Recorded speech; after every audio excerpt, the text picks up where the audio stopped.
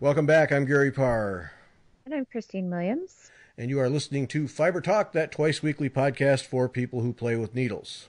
That's twice now. Twice in a row I've done that without hesitation, without fumbling or anything. I'm quite proud of myself. It's because you're not being creative. Yeah, that's probably it. It's probably also dumb luck, but whatever. Yeah. Our guest this week, Megan Chriswisser. Hi, Megan. Hi, Gary. Hi, Christine. Now, hello. Megan is editor of Needlework Retailer magazine. And just a bit of explanation, you can't go to the store and buy this magazine. It's a business-to-business magazine. There's a whole world of consumer magazines. Then there's a whole nother vast world of business-to-business magazines that you have to be involved in the business at some level to get to. Those are the kinds that I edit, and that's what Megan edits. So if you're a local needlework store owner or a retailer of some kind, you can qualify and get this magazine. But as a result, Megan is knee-deep, neck-deep, way over your head in this needlework world. So we thought it would be fun to talk to you. Let's see, I'm going to guess way over your head, like there's more than you could ever cover. Not way over your head in that you're clueless, but more than you could ever cover because there's just so much stuff going on in so many areas. I learn something new every day. There. Like how to do a podcast. You never know. Yep. Yeah, this is your first time we use Skype to record, so yeah, you get to do Skype. Yeah. Yep. Yeah. So there we have it. I'm Skyping today. Maybe my kids will think I'm cool. Who knows? No. Maybe not. They'll just roll their eyes. No, sorry. Not going to happen. No. Be a long time before you're cool. Trust me. Yeah. So, all right, Needlework Retailer. Only needlework stores can get it or people of that ilk. So how do you end up as editor of a trade magazine for needlework? How does that all... I mean, I know how I ended up as an editor of trade magazines, but how do you get there? I didn't even know that trade magazines, they weren't even on my radar, but I was going to college at Iowa State, which is here in Ames, and I was taking graphic design classes, and I have a bachelor's degree of fine arts, and I was looking for a job, and so I was looking through the Des Moines Register, which 20 years ago you looked in the newspaper to get a job, and I was trying to see what I needed, and I decided to take an advertising class, and right outside of the journalism college there was like a job bulletin board, and there was one that said, wanted a magazine editor, I don't know if it said cross stitch or something caught my eye that I thought, oh, that sounds interesting, so I gave Beth and Larry a call. They're the owners of Yarn Tree, and they own Needlework Retailer. And that's pretty much how I got the job. I did call my mom the night before my interview, and I said, okay, I've got this interview. I was really nervous, and I said, tell me exactly what is the difference between needlepoint and cross stitch. And we went over it. And so she helped prep me. So interview thanks, prep Mom. by Mom. Thanks for helping me get the job. Yeah. Oh, that's good. That's good. Yeah. Yeah. Mom help. Yeah. Yeah. Usually, you wouldn't think that parents would help, but she did. Yeah. Well, I'm sure it made her feel good. Yep. I'm helping my daughter out. I helped her get a job. Yep.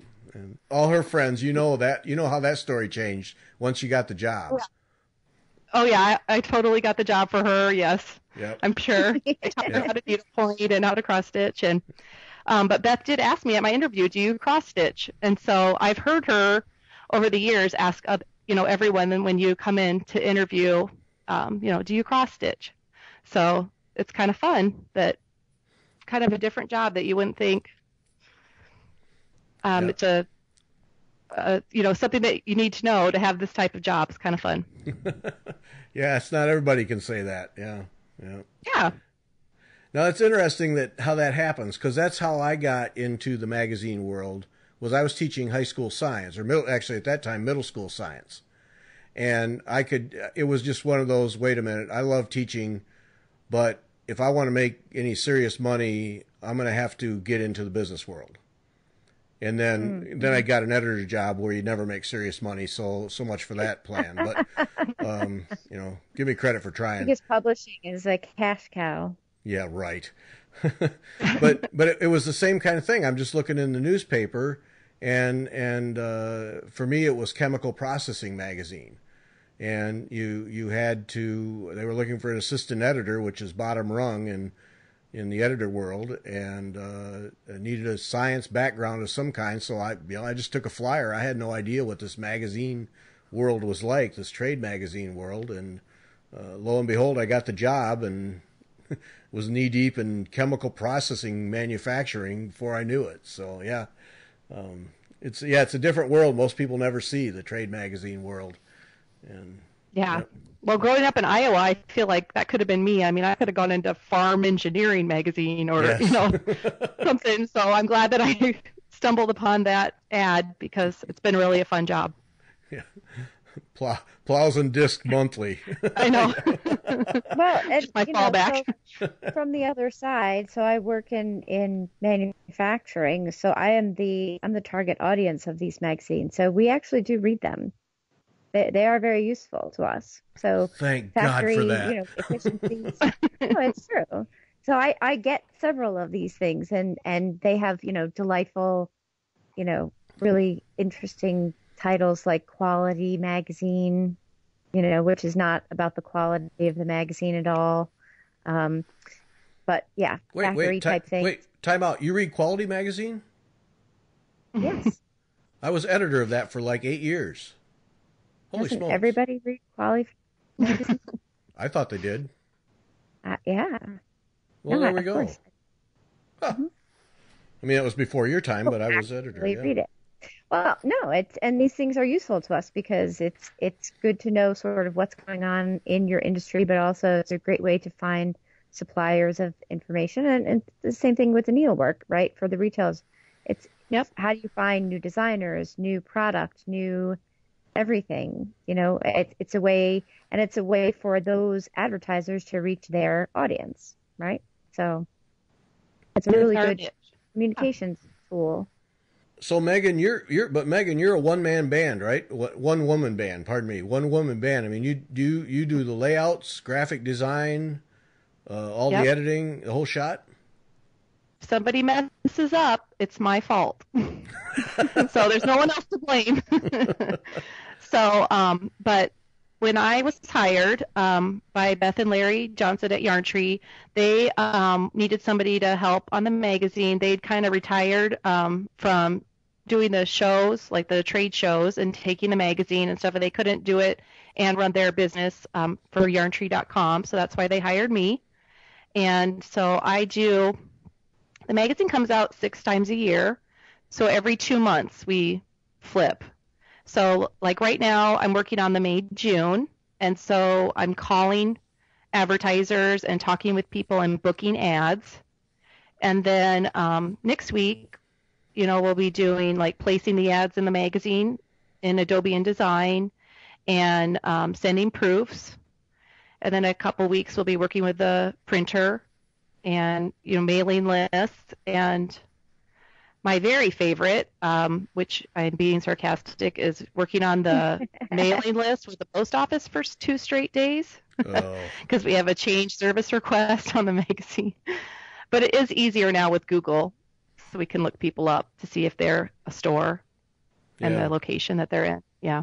Yeah.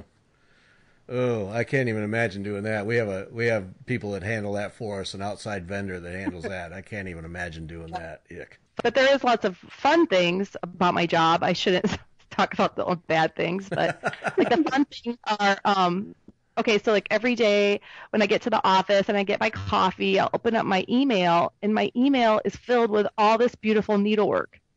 So I get an ooh and ah over it. So I always tell everybody my job's kind of like Christmas. Yeah. You could even imagine, and I get to see everything before any of the public gets to see it. So that's kind of fun.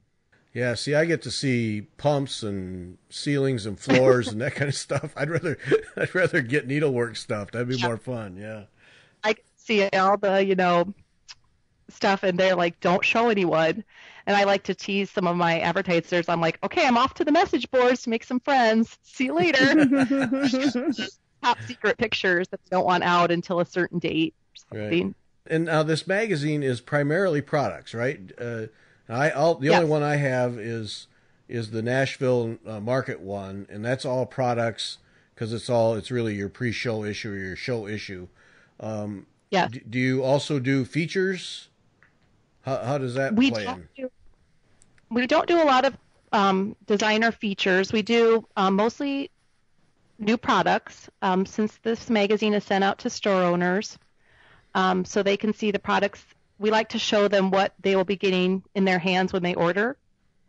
So we'll show like a lot of like the chart fronts or like painted canvases. And then we also have like our trade show list or business articles. Okay. But probably 75% of the magazine is new products.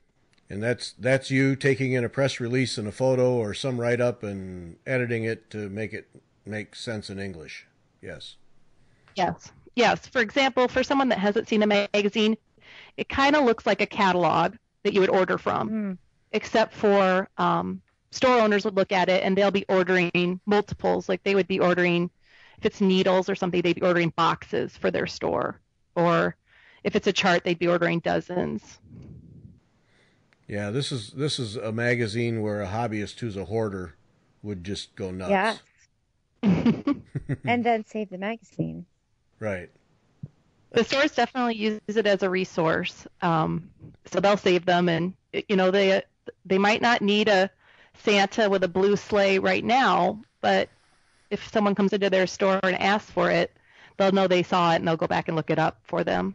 And then help me understand, Yarn Tree is the parent company, and then what is the function of Yarn Tree? So Yarn Tree is a counted cross-stitch distributor, and the name Yarn Tree comes from a retail store that Beth and Larry originally bought, and they used to sell yarn. And then when cross-stitching became popular in the 80s, they switched over and started selling more cross-stitch. And then they were looking for products, and they had like little jar puff-ups and other products that they had ended up taking to the Charlotte market. And then they slowly decided, I'm not sure, you should interview them, but they slowly started to go wholesale. And then they went full wholesale, and they just kept the name Yarn Tree. But they are the publishers and the owners of Needlework Retailer magazine. Okay. And so your office is in the warehouse with all the goodies? So I have an office and like a corner office. I want to come visit you. Lots of people want to come visit us, but we don't have a showroom or anything. It's just a warehouse, and all the girls that work there, and we do have one guy that come, and and Yarn Tree also owns Q-snaps. So there's always constantly someone snapping Q-snaps and putting those together. And then, so the great thing about working at Yarn Tree is that there's people constantly calling or sending new products for the needlework products, and there's store owners that are constantly calling, and so I'm right in the middle of all the hubbub of all the latest trends and gossips and things that's going around in the needlework industry. That's fun. It's fun.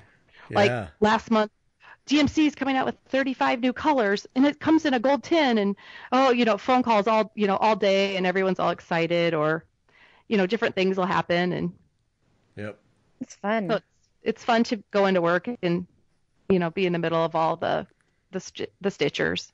Yeah, and stuff you can put your hands on too. Yeah. Yeah. Oh. And we get to feel all the fabric. That makes a difference. It does. And sometimes the store owners will call and they'll say, "How's it feel?" Or is it a thick fabric or a stiff fabric? So, and then the floss comes in boxes. So that's probably not as pretty as all the fabric. But the fabric's fun when it comes in from Germany, like the Zweigart fabric. It comes in on big bolts and in big, huge pallets. Oh, man. So that's kind of fun to see. Yeah. Oh, yards and yards and yards of. Yeah. So, all right. So what's lunch hour like at the warehouse? Is it a stitch fest or, I mean, do most people stitch who work there? Oh, yes. And then they're all very artsy type people. Some of my coworkers also quilt and cross stitch. And so everyone will bring in their projects to show off, and everyone there can really appreciate how much work goes into each piece of needle art. So, and, if they're cross-stitching, one of my coworkers is cross-stitching something for a baby, of course we all know, and can ooh and ah over it and show off. So that's fun. Oh, that's great. That's great. Yeah. So I see everybody's got their needlework stand and hoop at their work spot. Break time. No. It's in Q-snaps, of course. It's in Q-snaps. Oh, okay. Yes, of course. Yeah, company issued Q-snaps. Yes. Yeah. Oh, that sounds like a fun place to work. I think I'm in the car to Iowa right now. Yep. I think so. Yeah. So how long have you been in the magazine? You've been there a long time, right? I started in 1999, so I've been there 19 years. Yeah. So you've seen quite a lot of change, especially with threads. I've been through a lot, but then also some things I guess have stayed the same too. I mean, if you stitch with Ada and DMC floss, there's still the purists who use the same thing. But yes, there's lots of new products too. Constantly new products coming in.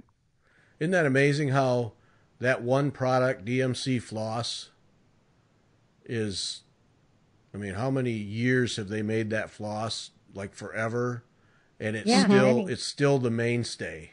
Yep. And excitement over a bunch of new colors.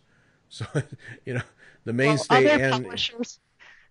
What's that? Gary, other magazine people probably talk about Pantone colors. Yes. But when I have an ad, I'm like, what's the DMC color?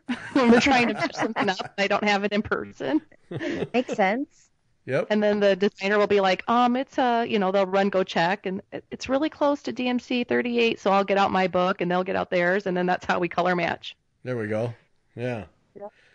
Yeah. The rest of the publishing world uses CMYK and Pantone, but no. Yeah. DMC for you. Yeah. Okay, I see. That's pretty funny. Yeah. For people who don't know, so your job is basically, it sounds like you're also doing the publisher job. So you're also handling the sales end and circulation and editing. Yep. You've got the whole shot. Boy, I have people for half of that stuff. Yep. Well, I'm a woman, so I can multitask. Oh, okay. Here we go. Okay. Ah, nice. Oh, okay. Burn. Mm-hmm. But All right.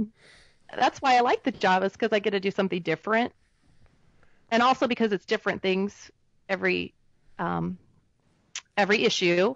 There's new products, but also my job from one week to the next is different, and so that's really nice because it's just a nice change of pace. Right. And then this year, I don't know if you're ready to talk about Nashville yet, but this year, the last 3 years, we've taken over Nashville, and that's been a totally different experience and really fun to learn kind of the background behind the market too. So I guess that's probably one of the things I like the most about the job, is just because it just keeps me busy and entertained, and so it's exciting. I thought you guys, I don't know the history of the Nashville market at all. So you guys bought it from someone else? We didn't buy it. The TNNA, the National Needlework Association, stopped doing it. They dropped it. And at that time, the cross-stitchers were really disappointed because that was their show that they counted on for a lot of their revenue. So after discussing it for a while, and we also sent lots of emails and took surveys to see if they still wanted it, we said, okay, we'll host the show, and it's up to the exhibitors and the store owners. If you guys come, this is your show, but we'll host it. So we do the organizing behind the scenes for the Nashville Needlework Market. Yarn Tree and Needlework Retailer magazine are co-hosts. So all the logistics, all the registration, getting rooms, all those things are all on you to organize. Yes, like all the little details. Yeah. Yeah, and I never did get to say hi to you. I was kind of focused on what I was doing, but had ice cream and water. You guys had all kinds of stuff going around there. Yep. On Friday afternoon, boy, if you're an exhibitor, you guys were taking care of them. It was kind of neat. And I'm sorry Christine wasn't able to make it, but I hope you guys will come next year. Definitely. Yep. So for 3 years you've been putting it together, and it's grown. It's grown every year. And we have about 123 needlework exhibitors, companies that come to show their products. And this last year, I think we had 161 attendees or businesses that came to shop. So that's a good number then. Yeah, it was fun. It was fun to be there and look up from the atrium floor and see all the signs all the way around all four sides, 5 floors of stores, and then it was amazing to me, absolutely amazing, how everybody had a different way of displaying their products and using that front room, and some of them spilling down the sides, down into almost into the kitchenette or the bathroom, and almost into the bedroom, and a lot of innovative ways of displaying their products, and you could tell what can we set up quickly, how can we haul it, because a lot of those people bring a lot of stuff to that show. I was kind of surprised. It's amazing what they can do with the 10 by 10 foot room. They just turn them into stores. Yeah, they do. Yeah, and thank you 3M for those hooks that stick on the wall. And yeah, I'd like to have I'd like to have the vendor business for those. What are they called? That you can pull off and they don't leave a mark or anything. Boy, that was like command hooks or something. Yeah, command hooks. Yeah. About 1 million of those got used. It was amazing. Yep. So do you see more? Do you see new people?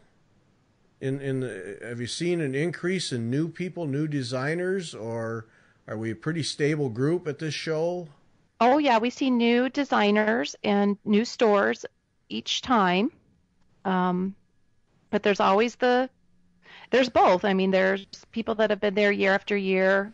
I can't think of some names right, like Sue Hillis or some of the other cross-stitch designers. They're like, I've been to every Nashville Needlework Market for the last 15 years or however many years. And then there's always the new stores or the new designers that are there and checking it out. And there was some this last show that were walking around, and they said, we want to come next year. And we were just checking out walking the show floor to see what it's like. Because until you visit, it's really hard to describe, even though there's lots of videos and pictures. It's just hard to describe how creative the displays are in the room.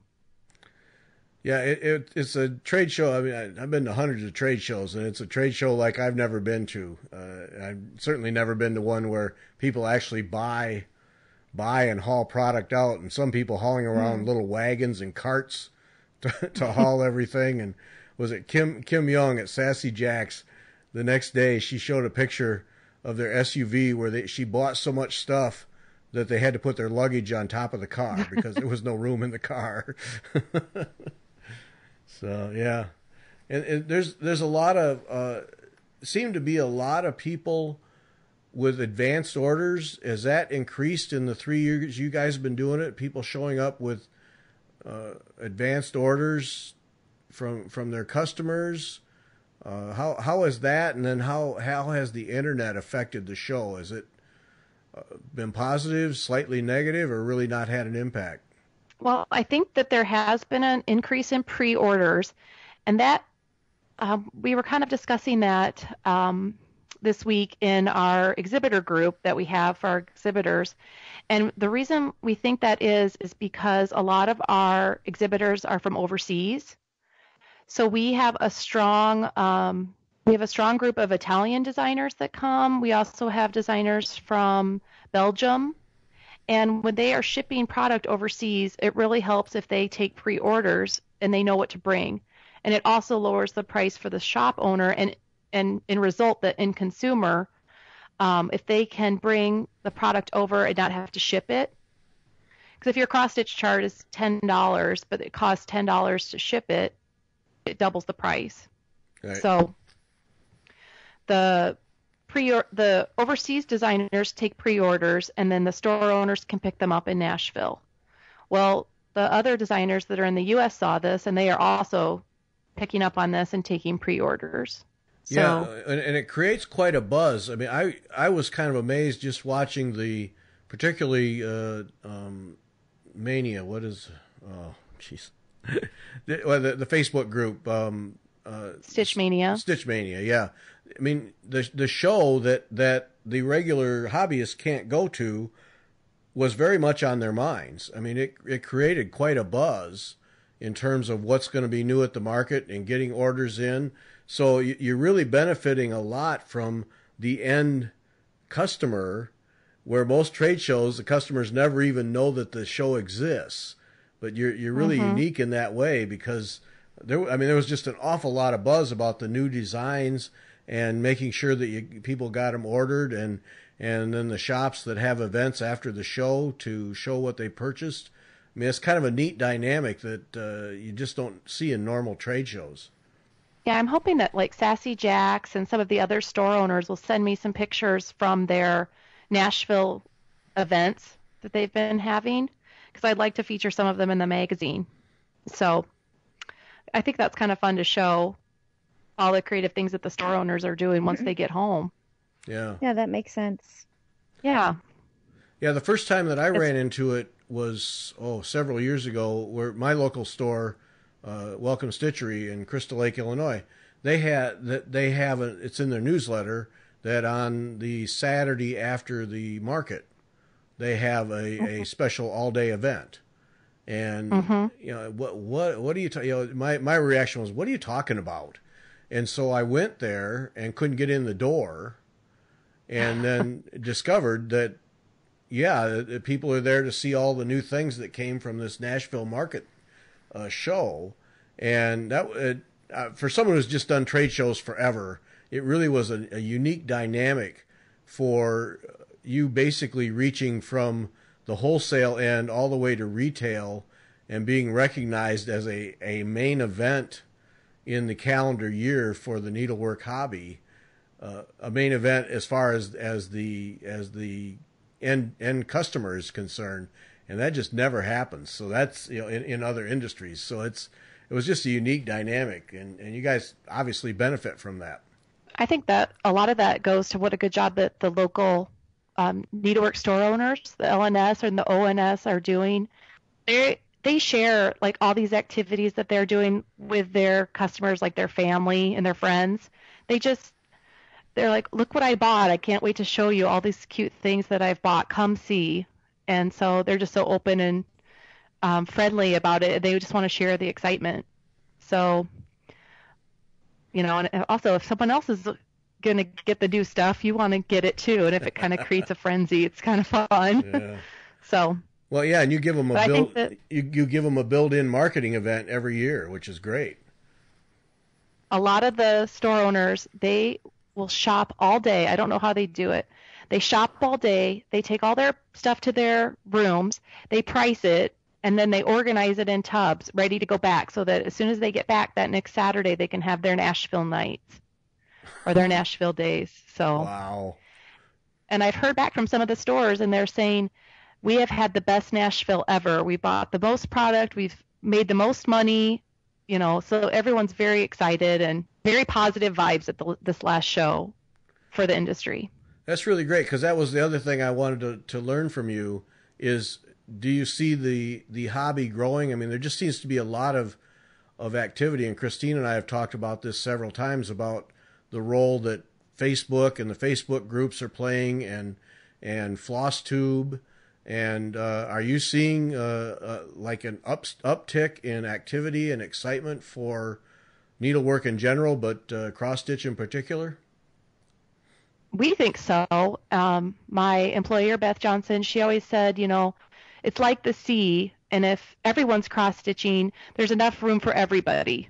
And the more people that are stitching, the better for everyone.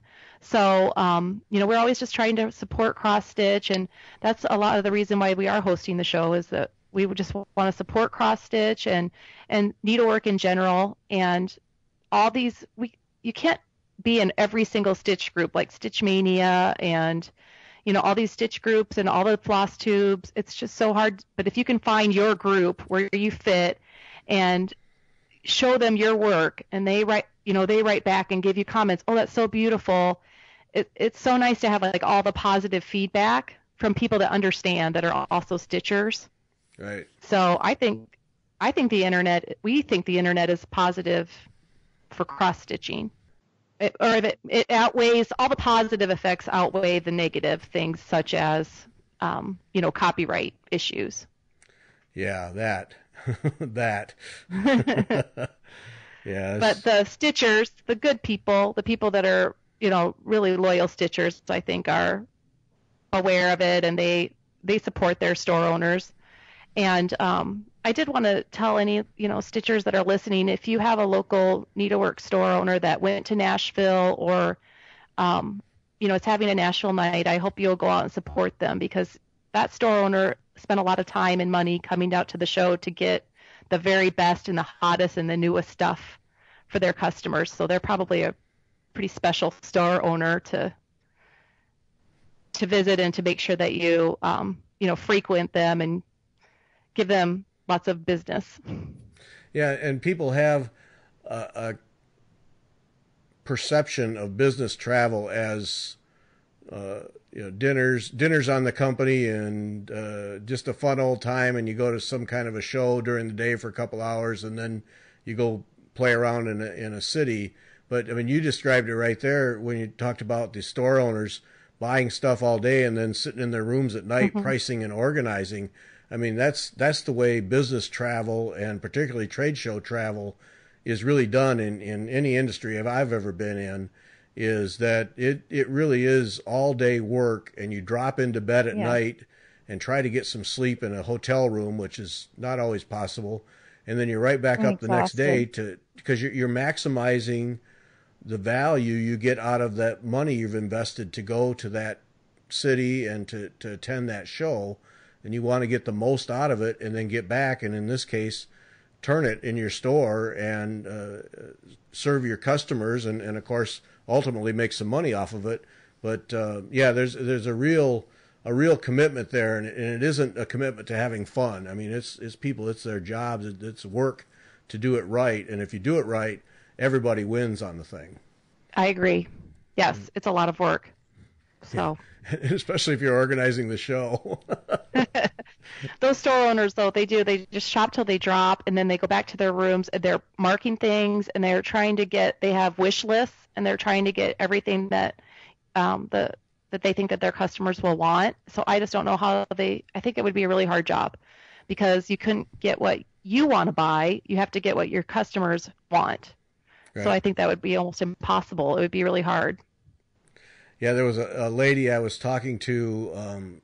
She was in Hands Across the Sea in Nicola's room, and I have her name, and she said she'd do a podcast with us, from Ohio, and they really specialized in reproduction samplers, and she and her partner were standing there pointing at the samplers in Nicola's space, and actually naming the customers who would like this one, and so would like this one. And I thought, wow, that is really that's a good job. Yeah, I was impressed with that they knew, and you could tell that they weren't guessing. They knew exactly what type of sampler each of their customers would like, and that's when I said, "Here's my card. We got to do a show with you." You'll have to ask her. How do you keep track, and how do you order things for your store? I think that would be really interesting. Yeah. Well, they knew their customers. Yep, there was no question about it. That whole we were talking a couple weeks ago. That whole reproduction sampler thing is now, I mean, Christine and I only been doing this here for a little over a year. Has that whole world really grown? It just seems to me it's such an active, dedicated group of stitchers. Do you encounter it much in what you do? I mean, it just seems like this reproduction sampler world and then all the offshoots of it have really established itself in the cross stitch world. We have found at Needlework Retailer and at Yarn Tree that people are stitching more on linen and higher counts of linen and samplers and reproduction samplers. And at this last show, someone would find an antique sampler and they would deconstruct it and make, a biscornu or a little sewing case, and it just blows my mind, all those different, they're so creative, and they'll tell you the history of the sampler and where it's from, and they'll do the research. It's just mind-blowing, all the different reproduction samplers that they had and all the different projects they have. Yeah, I definitely think that the samplers are very popular. The historical aspect of them and stitching on linen is very popular. The higher counts too. And that drive, that interest in linen, I mean, it really is. And there's so many different kinds and colors and dye lots of linen. Have you seen that in the Yarn Tree business? Greatly increased demand for linen? Yes, and they just want higher and higher counts. Do you have this in 35 and 40 count? And we're just like, how can you stitch on that? But they've got their, magnifiers, and a lot of people will stitch, miniatures, or they'll stitch on high count fabrics. Yeah. I just like the idea of using one thread instead of two, so you don't have to use a laying tool. Yes. That's what makes me happy. Yeah, exactly. Yep. No, there's a lot to be said for that. I think we're gonna look back in 10 years and be amazed at the impact LED lighting has had on our lives. Because if you think about it, when you say, all right, I'm stitching on 40 count. I mean, for me, I like stitching on 40 count, but the only way I can do it is with a magnifier with that ring of LEDs around it, and I can get my face right up next to it, and I don't have a bunch of heat coming off. And I mean, to me, that's the absolute game changer, because people who say they can sit in regular light or decent light and stitch on 40 count without a magnifier, boy, my hat's off to them. I have no idea how they do that. But even to have good, strong lighting with LEDs without any heat, you don't have to worry about. I mean, electricity is trivial with those things. I mean, I think that's a real game changer. And then when it comes to traveling with stitching, to be able to take all, there's a million of those little lights that people take along and stitch with, and that allows people to continue to do that high count stuff. Yes. I hadn't thought about it that way, but yes, that's very true. Yeah. No, I think I think we're going to find that in a lot of areas, that LEDs have changed the game for us. It'll be interesting in 10 years to look back. So, yeah. Do you see, I mean, I started in this back in the 80s. Actually, it was late 70s with needlepoint, but I ran into cross stitch in the 80s when there was a store next to every gas station. And do you see the designs overall, particularly in the last 15 years or so, have gotten, and I'm going to get myself in trouble here, gotten more sophisticated? We've gotten away from, and by that I mean we've gotten away from just a parade of cute little teddy bears and things, and a lot of these small ornament things with buildings and like Lizzie Kate type stuff really have I want to say and I don't know if this is the right word, an element of sophistication to them that is beyond that kind of cartoony stuff. Do you see that? Yes. I mean, there's just something for everybody. It's no longer just like country bears is what I thought of it, when I first started. But yeah, it's definitely. But there is something for everyone, and if you don't like, the historical samplers or like the primitive, but there's still lots of fun designs, and a lot of the new designers, they are very creative about mixing the two. So they'll have like a snarky saying or something funny, and they'll kind of mix it with an old school sampler. And there's plenty of Halloween and witch and realistic and landscapes. I mean, there's something for everybody. And not only is there something for everybody in those 123 rooms at Nashville, I bet you could find something that you liked in every single room. I can't even explain you how much, how mind blown you are when you walk in, and then you're just looking around, and as the designer's talking, you're like, that's my favorite. No, that one's my favorite. And then if they tell you about something else, you see something different. But, there's just something, or they'll point out, oh, this one's got a cute cat in it that's curled up, or here's a dog that's jumping on a mailman or something, just something that you didn't see before. So. Yeah, I would agree with you. Every room I was in, I could have easily gone home with a carload, no problem. of all kinds, and of needlework and different styles and designs. Yeah, exactly. Something that was likable everywhere. Yes. Yep. One thing we did find this year that was kind of surprising that we weren't expecting, but like farm animals were very popular. Farm scenes, animal scenes, different farm animals, different animals, mermaids, sea life. There's lots of mermaids, sea life, relaxing designs. Of course, wine is always a hot topic for people to stitch things about. And then also peacocks. There was lots of new peacock designs. I'm trying to think what else was kind of a hot trend right now. I wonder where the farm animal comes from. Where's the farm animal come from? That's weird. I don't know, but it just seemed to be something maybe that's relaxing for people to stitch, or they have good memories of. I'm not sure. I think that people in their country. They weren't country. They were almost like not cartoonish, and not maybe more kind of had a sampler look to them. A lot of the animals. Yeah, that's interesting. Because now, as I think back at all the rooms I was in, there were a lot of. It seemed like there were a lot of animals. That's I didn't pick up on that. I'll be darned. Yeah, I mean, it's just interesting that the trends and what the interests are, and that's one of the things. Halloween is one of those, where not a holiday, and I don't even holiday, not even an annual day that I give a rip about. But boy, that's just huge for a lot of stitchers. A lot of people just love stitching Halloween stuff, and I'm just amazed at that. But then when I look at what they stitch, particularly the colors, I think the colors really are a draw there. Those bright oranges and yellows and really strong colors. But that's a phenomenon. I often wonder if that carries if it's just popular in pockets of the country, or if it's all the way across the country.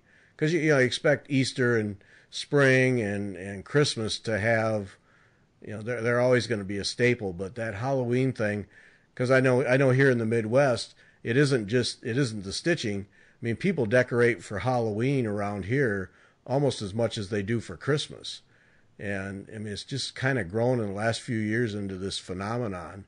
And stitching has followed right along with it. It's just been interesting.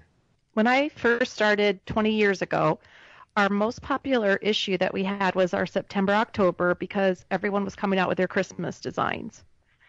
And the saying in the industry is Christmas is always popular. So a lot of the times a new stitcher, the first time that they stitch will be a Christmas ornament or a Christmas design. Or if you have a new Christmas design coming out in January, that's okay, because by the time you get it finished, it'll be Christmas. Or you can get it done.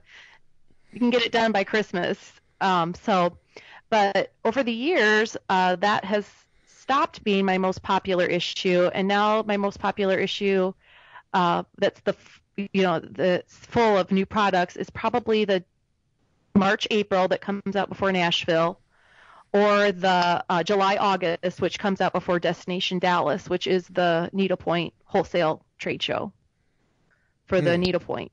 Uh-huh. Yeah. Just because on a designing cycle that they are releasing their new products right before market. Do you have for those who don't know, in the trade magazine world, we do what we call an editorial calendar, so you can say to advertisers, this is what we're covering in each of the issues.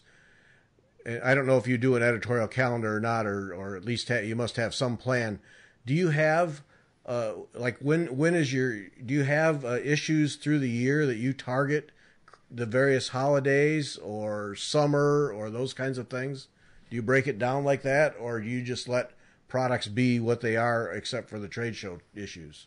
Pretty much they are what they are, but since we're so far ahead of the holidays, so because of the printing schedule, the July, August, and the September, October would have Christmas, because by the time the magazine comes out in September and the store owner orders their product and has it delivered, there's another 2 to 3 weeks. So then you're getting into October, and then the store owner puts it out on their shelves.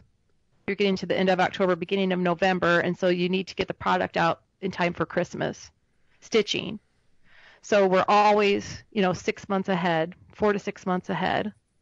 So, but right now we're working on the May-June issue, and so we're seeing lots of spring designs and summer designs, beach scenes, and seascapes. Yep. You get to obviously talk to a lot of store owners. I assume you get to travel to stores. What are you seeing? What are the successful stores doing? Is it having classes and having designers in? What are they doing that's making them successful, particularly in this age of the internet and we can order anything anytime? What are you seeing? Well, I get to talk to a lot of store owners, but I don't get to travel, unfortunately, to a lot of stores. But we do have a store display article in the magazine every month. We feature a different store. So I do get to talk to a lot of stores. Classes are really hot right now. A lot of the store owners are focusing on different teachers. And I was talking to some at the Nashville Market, and I was really surprised that they don't ask the same teacher back. They're really striving to have a different teacher come every quarter or every year so that all their consumers, all their people that come to shop, all their shoppers get to see lots of different teachers. So that was interesting. Yeah. And then, of course, I think you could be successful to go to market. If you go to the Nashville Needlework Market and see all the new trends and meet with all the people in the industry, all the teachers that are there. But so the successful stores are following the formula for any successful business, which is to have some diversity in what your offerings are, and obviously know your customer base and deliver that, rather than just being a store that has a bunch of products. It's the old marketing thing. Give them a reason to come to the store and you'll sell more product. I mean, that just isn't changing. Yes. And we are seeing like a lot of them, just treat their customers like friends and family. They've got their web page, but they also have their social media pages. They're keeping their clients up to date. Newsletters, they've got their classes, and a lot of them are doing like travel groups where they'll take their group of people overseas on a stitching cruise, or let's go and do a tour here. So we're seeing a lot of almost like family, they'll just treat their clients so special and individual for their niche that they just become friends. Yeah. That's your social group to go and stitch, and the store owner by name. And yeah, well, that's last time I was in Phoenix at the Attic, and I was there in the evening of the day that Jean has tables out for people to stitch. Just come in any time during the day, and a lot of stores do this. But there were women that had been there all day long. This was each week. This was their day to get out of the house and just sit and stitch and talk to fellow stitchers. And you could tell it was a highlight of their week. And You know, and from Jean's perspective, it brings people in the store, and that's the key. So, yeah. That's our motto, remember, Gary? Because Christy, you said she's wanted to travel and hang out with Stitchers, and I said that needs to be on a T-shirt. Yes. I just want to travel and hang out with Stitchers. Yep. That sounds like a good day. Yep. Yeah. So, what about your stitching? You do much of it? Of course, you're raising kids. You probably don't have a lot of time. Do you get to stitch? I do get to stitch. Yep, I'm kind of one of those serial starters because I see a lot of new things at work that I have to have, and then I'll start on them, and then I'll get about halfway done. And I'm not a good finisher. I can't even imagine working in a warehouse like that. I mean, that's just like too many nice things. Yeah.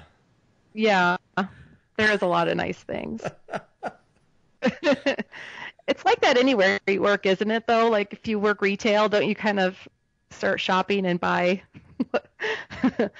I don't know. I bought my friend, when we were in Nashville, I bought her a cross-stitch chart, and then I got the fabric, scissors, and needle to give her as a souvenir for when I got back. So I'm trying to gift cross-stitch to some of my friends and family members, get them started stitching.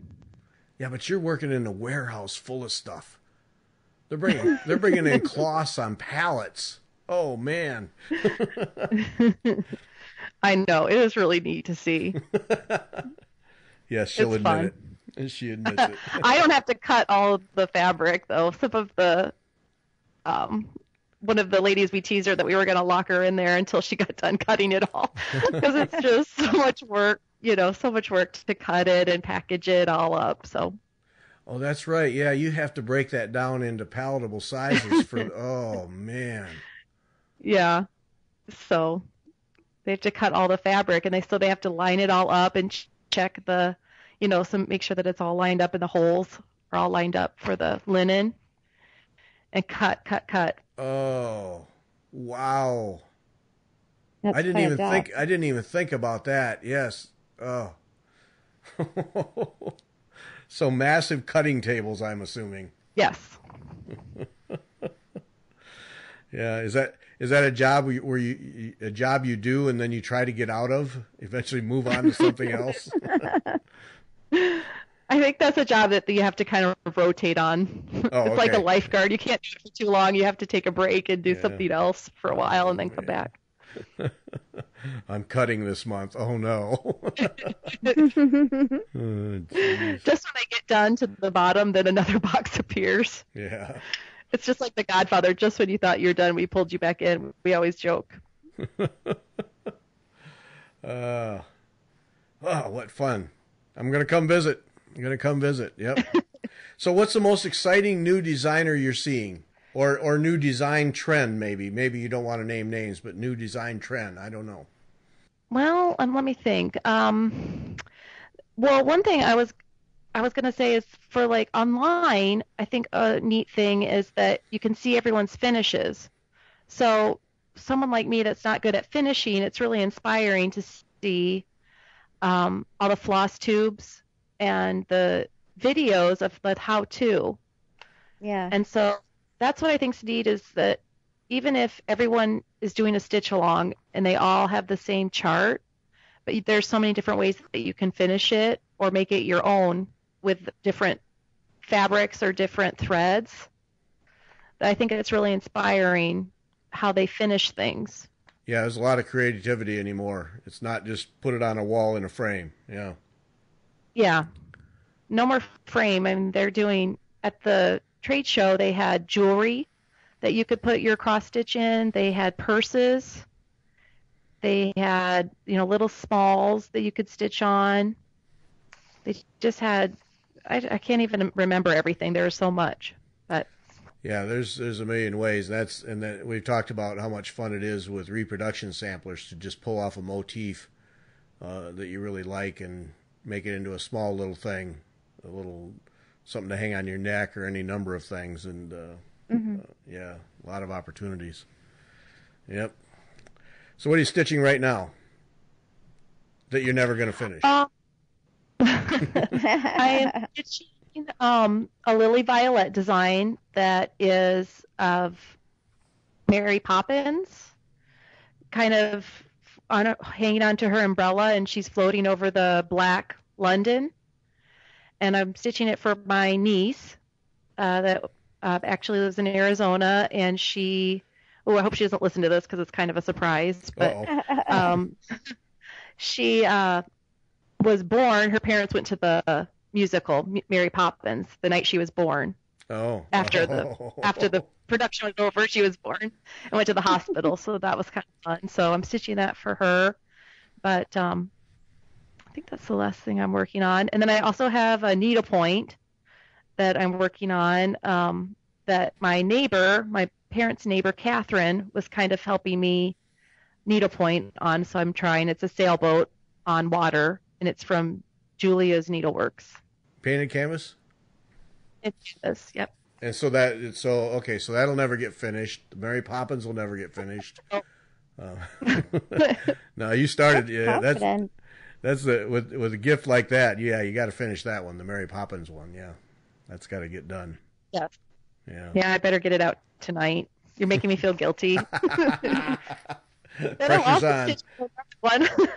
I'm also stitching another one. I can't remember. I should have got it out. The distributor is Dinky Dyes, and I can't remember the name of the designer, but it's Stitch, Drink Wine, Stitch, and Be Happy. And it has a lot of flower. It's a floral around it, but it has a lot of confetti stitching, which is harder for me to get used to.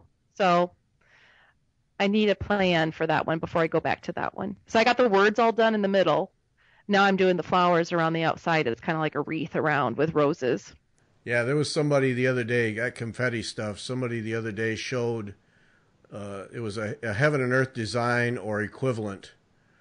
And they showed the wads of, and they were nicely organized wads of thread that, they were parking it and clipped with hair clips to keep it organized. I have no idea how those people that do that, where they're stitching, one X here in this color, and then two rows down and 3 over, they're going to use that color again. I have no idea how they do that, but it was an impressive just display of here's where I'm at in this thing. And I think there were 4 groupings of thread across the bottom that were each clipped together, and then of course threads all the way up, and the person was using incredibly long thread, but it looked like, they were pulling it through the canvas about once every 30 holes. So it wasn't like the thread was going to get worn out, but that just amazes me how people do that and keep it all straight. I couldn't do it.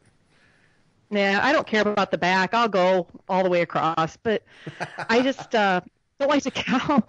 I'm afraid I'm going to get off on my counting. So go all the way across. Hey, you can get away with it. Yep. All right, Megan, we got to quit. Doggone it. Wow. Flies by. Yeah, it does. Yes, these always do. Thanks so much. Thanks for insight into Needlework Retailer and what you're seeing from the editor position. And if you ever want to trade editor spots, let me know. You can do architects. I'll do stitching, and we can try that for a month and see how it goes. And I'll just sit in the. I'll never get any. I'll never get any work done because I'll just be in the warehouse getting stuff. So. I think I'll keep my job. I like it. Okay. All right. Darn it. All right. Thank you, Megan. Thanks to everybody for listening. And Christine and I will be back on Wednesday. Take care.